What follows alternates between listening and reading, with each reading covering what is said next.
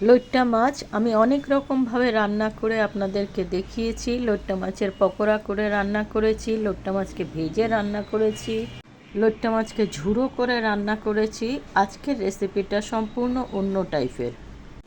এই মাছটা এমন টাইপের মাছ যারা ভালোবাসে তারা ভীষণ ভালোবাসে, আবার যারা খায় না তারা মানে ওটার গন্ধও নিতে পারে না, এরকম একটা ব্যাপার। আমার যেমন দেখুন দুই মেয়ে, আমার বড় মেয়ের শ্বশুরবাড়িতে ওরা খুব খায়, সব রকমভাবে রান্না করে খায়, মেয়েও রান্না করে, কিন্তু আমার ছোটো মেয়ের শ্বশুরবাড়িতে আবার খায় না। আমার বাপের বাড়িতেও বিয়ের আগে কেউ খেত না, আমি শ্বশুরবাড়িতে এসেই রান্না শিখেছি। আমি বিয়ের আগে সেরকম রান্না টান্না করতাম না, আমি শ্বশুরবাড়িতে এসে আমার বরের কাছেই রান্না শিখেছি, সব রান্না। আমি বাপের বাড়িতে গিয়ে আস্তে আস্তে রান্না করে করে ওদেরকে খাওয়াতে আরম্ভ করলাম। ব্যাস, তারপরে ওরা একদম লইট্টা মাছের ফ্যান হয়ে গেল।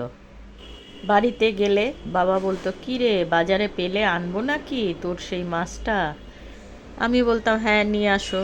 আমাদের বাড়িতে আবার সবাই লইট্টা মাছের ঝুড়ো আর পকোড়াটা বেশি ভালোবাসে। আর আছে লোটে শুটকি, আহা হা, জিভে জল এসে যাচ্ছে একদম। কি যে খেতে দারুণ লাগে বোঝাতে পারবো না, এক পদ দিয়ে এক থালা ভাত খাওয়া হয়ে যাবে। এই মাছটার বৈশিষ্ট্য হচ্ছে দাম সবচেয়ে কম। আমি 1 কেজি 115 টাকায় নিয়ে এসেছি। আর টেস্ট সবচেয়ে বেশি।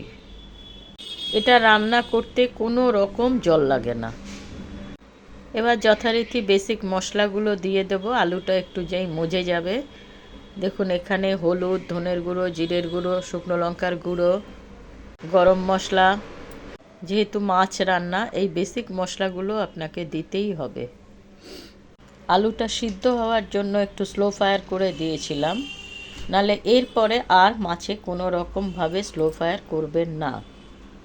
কয়েকটা কাঁচা লঙ্কা দিয়েছি, আমি একটু ঝাল ভালোবাসি তাই। যারা ঝাল খেতে পারেন না তারা ওটাকে না দিলেও হবে। এবার মাছটা দেব। দেখুন মাছটা আমি পুরো গোটা গোটা রেখেছি, খালি মাথাটা ফেলে দিয়েছি, লেজের দিকটা একটু কেটেছি, ব্যাস। আর দিলাম পরিমাণ মতো নুন। এবার ওকে কোনো রকম ডিস্টার্ব করবেন না, কারণ ও খুব সুখী মাছ।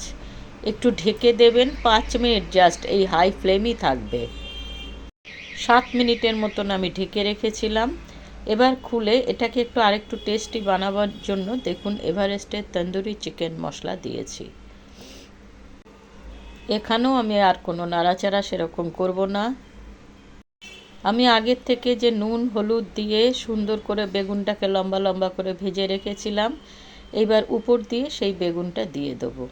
দিয়ে 2 মিনিট জাস্ট ঢেকে দেবো, বেগুনটা যাতে একটু সবজির মধ্যে মজে যায়। এবার এক থালা গরম গরম ভাত নিয়ে বসুন আর এই মাছটা নিন, আর কি লাগে।